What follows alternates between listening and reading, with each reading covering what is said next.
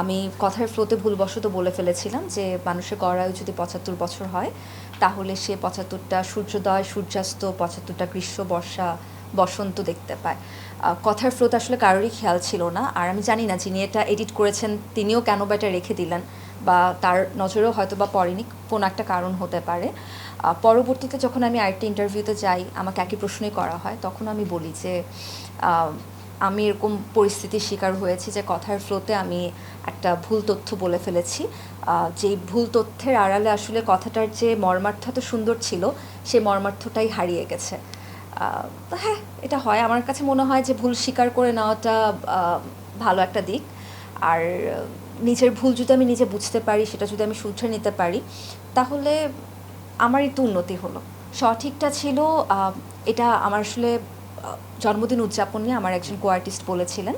আমি তাকে বলছিলাম যে ভাইয়া, এটা তো আসলে প্রতি বছর আসে, সেজন্য আমি জন্মদিন উদযাপন করার কোনো কারণ খুঁজে পাই না।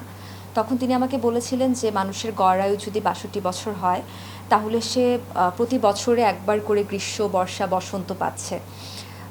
তো তোমার লাইফেও যেটা প্রতি বছর একবার করে আসে বা হঠাৎ করে তুমি যেটা অর্জন করো, সেটাকে তুমি ঠিক যেভাবে সেলিব্রেট করো একই রকমভাবে যা প্রতিদিন হচ্ছে, যেমন সূর্যোদয় সূর্যাস্ত বা প্রতি মাসে যা তুমি দেখতে পাচ্ছ, পূর্ণিমা অমাবস্যা, সব কিছু তোমার একই রকমভাবে উদযাপন করা উচিত, মুহূর্তে বাঁচা উচিত, মুহূর্তটাকে উপভোগ করা উচিত।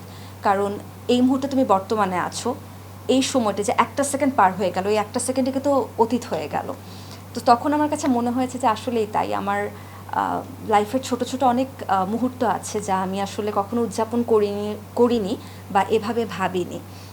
তো দেখুন কত সুন্দর একটা কনভারসেশন, অথচ আমার একটা ভুল বাক্যের জন্য খারাপ হয়ে গেল। না, ৬২-৭৫ থাকে না যে আমরা তো আসলে বিজ্ঞানের বইয়ে পড়েছিলাম যে মানুষের গড় আয়ু ৬২ বছর, কিন্তু সময়ের সাথে সাথে ৬২-র বেশিও তো মানুষ বাড়ছে। তো ওইটা সমস্যা নেই, ৭৫ বছর মানে গড় আয়ু যেটাই হোক না কেন, মোদ্দা কথা হচ্ছে যে আমি যত বছর বাঁচবো, কিছু জিনিস আছে আমি বছরে একবারই পাবো, কিছু জিনিস আছে আমি প্রতিদিন উপভোগ করার সুযোগ পাবো, কিছু জিনিস আছে যা আমি মাসে মাত্র একবার উপভোগ করার সুযোগ পাবো। যা যখন যেভাবেই আমি উপভোগ করার সুযোগ পাই না কেন, আমার মুহূর্তে বাঁচা উচিত, আমার মুহূর্তটাকে উপভোগ করা উচিত।